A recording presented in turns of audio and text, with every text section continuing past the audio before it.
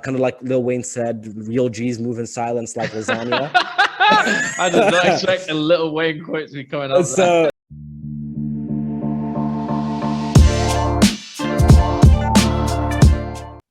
welcome back, guys, to the Front Office Report. Good evening, good morning, wherever you are in the world. I'm joined by Omar and Daniel. How are we doing, guys? You're right. Good. all good. Yeah. We're gonna have a little chat about where. Wait, hang on. Do we know where it's coming, boys? Do we know where it's going? Because I think it's coming home. You know, I think it's bloody coming home. You know, we're gonna talk about England. We're gonna talk about England against Denmark. Massive game for an England fan, anyway. We're into the semi-finals of a Euros, which is very surprising. Let's start with Omar. I mean, what's your thoughts on this England team, who actually seem to be coming into a bit of form coming into this game? Well, okay, so you can look at the raw stats and be impressed, or you can try to have a more holistic view and actually be realistic about this English team. So the good thing is we're not doing realism here. No. So shout out to them for not conceding a goal yet. That is something to be admired. Yep. Against Ukraine, they completely dominated, as they should. And obviously the depth of that squad is really showing, because Southgate has successfully been able to mix things up enough to get the wins that he's looking for. On the other hand, compared to the teams on the other side of kind of the tournament, they have had a much easier kind of pathway. No disrespect to the teams that they faced, but they haven't faced Belgium. They're not facing Spain, and so their group was fairly straightforward for them to come on top on. Like I said, there wasn't it wasn't like kind of the group of death where you had France, Portugal, and Germany, and even Hungary who did fairly well. So I'd say I think Denmark is not to obviously be taken lightly, but yet again, I think this is their game to take.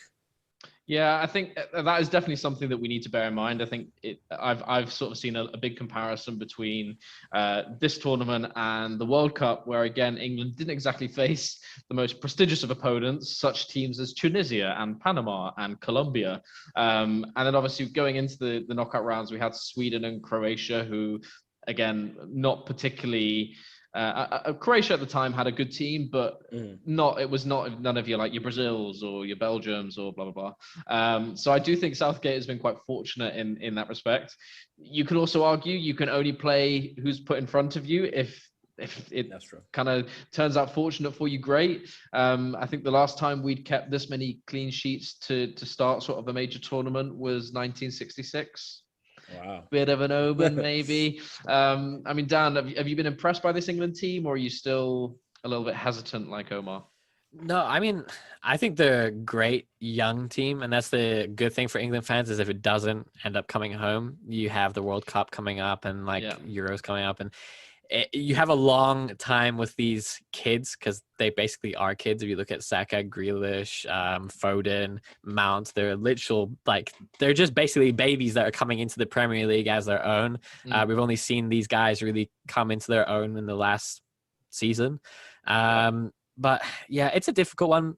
It's more difficult because, like you said, England haven't really come up against like a big test. Germany was one which I was really impressed by. And if you keep a clean sheet against Germany and play as well as England did against Germany to kind of hold them off for that 60-minute mark and then, go and get those goals, it's rather impressive. So, but my one issue with England is the pressure. So England seem to be fine when there's no pressure on them when it comes to qualifying stages and the group stages, that kind of area, the last 16. There's not that much pressure on England there. It's starting to mount more and more and more. And, as the press gets louder and louder, the more it's coming home, gets louder and louder. Yeah. The more pressure there are on these guys, like Harry Kane, for example, to perform. And traditionally, England just don't do well when it comes to the crunch time, the clutch time, if you will. It's just not really in their DNA. So you look at Southgate when it was 25 years ago. I think it was Italia 96. Missed the penalty. Yeah. And I think that the point you make about the age of the squad, I think we have the second youngest average age. Turkey are first. Then England have the second youngest squad. You look at some players who are playing sort of key minutes.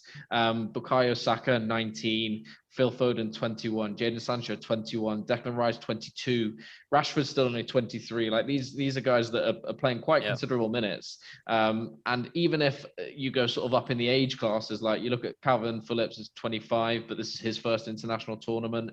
Tyrone Mings was playing a fair bit earlier in the tournament, playing for Villa. They've not got much experience at the highest level.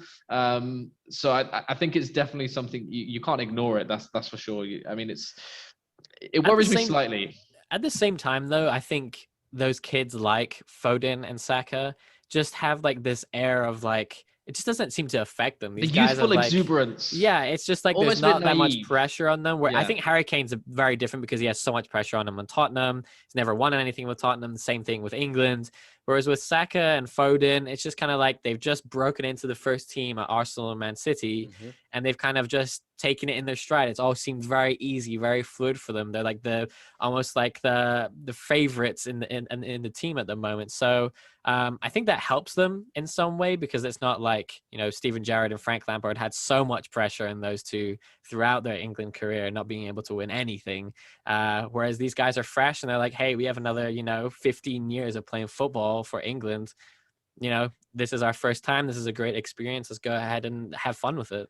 Yeah. And to just build up on that point that Harry Kane has a lot of pressure on him, I think part of the reason that those young kids are so successful is because a bit of the older guys are absorbing all that pressure. So you do that Frank Lampard, Steven Gerrard comparison.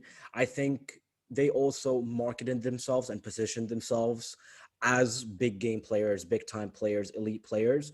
While then, as we said, these guys are still kids. So people the public perception of them is that, they're still young, they're still youthful, they're still learning. They're not going to be as critical on them as they might be for someone who is a Harry Kane, who is a Sterling, who's a bit older and a bit more established.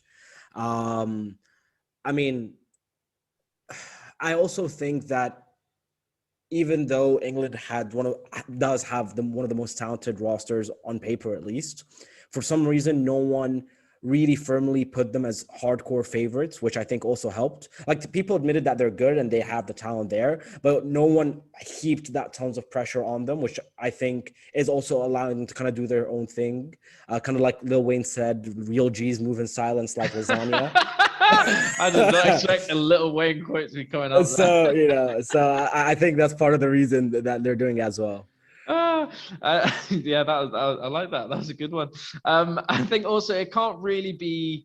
I feel as though Denmark have sort of been ignored a little bit. I know, obviously, of it since the Christian Eriksen incident, they sort of become, if your team gets knocked out or they're not at the Euros, they're supporting Denmark, and they are sort of riding on this big wave of sort of almost emotional support, not only from within sort of the Danes and the Danish themselves, but kind of world football, I think has really got behind them since that. Not that I'm criticizing that. I think it's a really great story to see them getting this far after such a crazy, horrible thing to happen to them. And I think you can't ignore the fact that there are still some very solid players in that football team. I mean, obviously you've got Kasper Schmeichel in goal, who's a Premier League stalwart, one of the top goalkeepers in the Premier League. Kjaer has had a great Euros at centre back, and I think Dolberg has really caught some eyes up front, who plays for Nice, I think, in France. He's had a really, really exciting tournament. I think there's probably going to be a few bigger clubs sniffing around at him. I don't think that they're a team that can be written off. Absolutely not.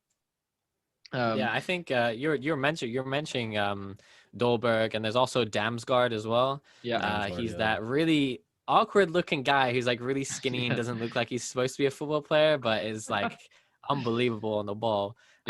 Like you said, I don't think these guys are really, really talented football players. And just because they play in France, in Denmark, and not in the Premier League, everyone, well, apart from Højbjerg, everyone's kind of like just saying, oh yeah, England's going to like sweep this one easily. But if you watch Denmark, they have played some fantastic football in some high strenuous situations, emotionally, physically, mentally, and they've come through on top every single time.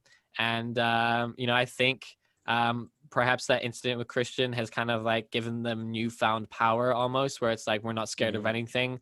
We're just going to face whatever comes to us. And if we get to the finals, if we win the whole thing, if we get to the semifinals, doesn't matter. We're just doing our absolute best. And I think that gives them that kind of power of invincibility almost. Whereas England don't have that. They have that, like, it's win or bust. It's like, you gotta win this thing. So I think it's really like contrasting situations for both teams.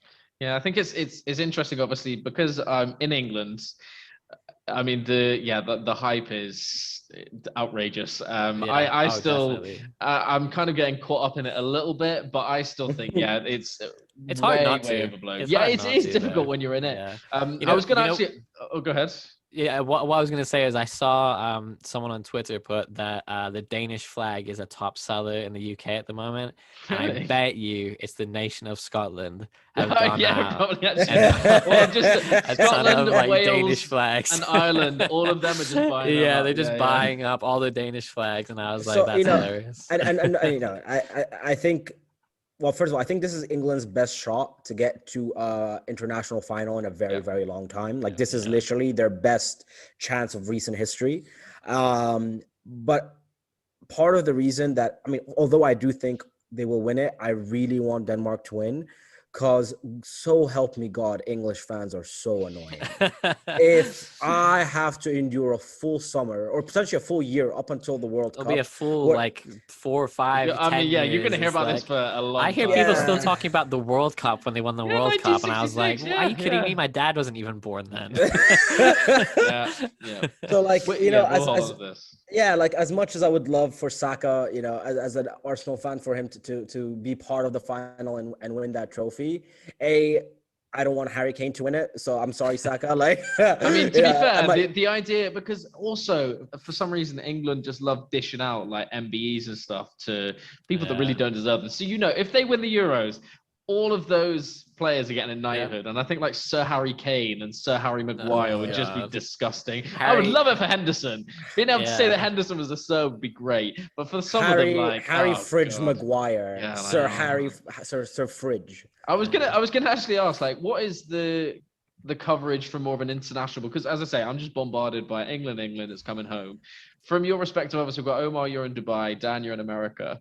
I know obviously in America as well, the football coverage isn't as fantastic, but what are they saying? Are they similarly hyping up this England team, or I'm assuming they're probably a bit more realistic? In America, it is becoming, football in general, just becoming way bigger than it was 10, 20 years ago, even 5 years ago, even last year. Like, this Euros has really kind of, I think, opened Americans' eyes to how crazy football can be. And if the USA do get to the World Cup next year, I think it's going to be nuts here.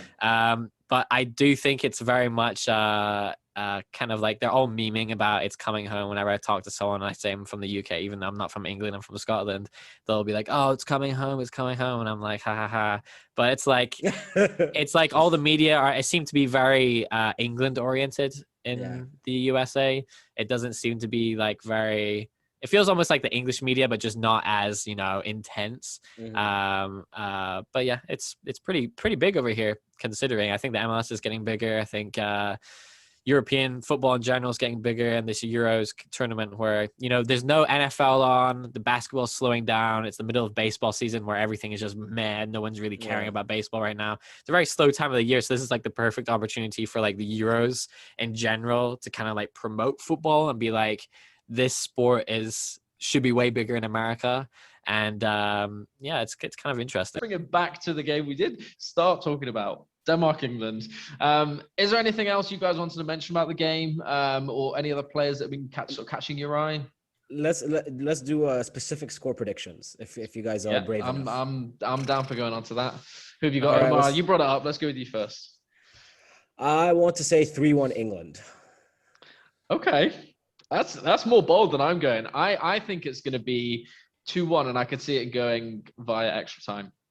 Oof. Oh, nice. I feel as though it's going to be a game where we don't play quite as well as we did against Ukraine. People will start to get worried, and then we'll pull it out at sort of extra time late. And then everyone will be freaked out for the next game, but let's see. So you are asking a Scotsman, so this might be slightly biased. Slightly biased. I'm going to go 1-1 Denmark through on penalties. You're laughing now, but is that with your head, or is that with that's with just everything. I just think everything in your bones predicts that's gonna happen. Yeah, I don't know. I mean, I just think there's too much pressure on England. I really do think it gets to them at some point, whether it's now or whether it's in the final. Let me put it to you this way, guys. If they were playing Italy or Spain in the semi-finals, who would you pick then? Would you still think England? If it was Italy, no chance. Spain, I could see us maybe. Yeah. I'm not been massively impressed by Spain, but Italy, yeah. I think if we get through when we play Italy in the final, they are going to batter us. Right. I honestly could see them, really doing us. Well, that's the interesting thing. They might have Spain in the final. Who knows? It might be. Who knows? It's. By the time you see this video, we will know who was in the final. Yeah, exactly. So let's see. I could look like a complete idiot. It's going to be 4-0 England now. that you could, yeah. Right, we'll leave it at that. Thank you very much, guys, for tuning in again. Make sure you drop that subscribe. Hit the button, give us a like, drop a comment on who you think is going to win this game, a little prediction. Share us around. If you've got a friend that you think would like to listen to some guys just chat rubbish about sports, then let them know about the Front Office Report. We're going to start doing some other videos. We were having a chat earlier, thinking about maybe some tier lists. Who knows? We'll come up with some other ideas for you. Keep things fresh when we head into sort of summer where sports dies down a bit. So yeah, keep tuned for all that. I think we'll leave it at that. Thank you very much, guys. Peace.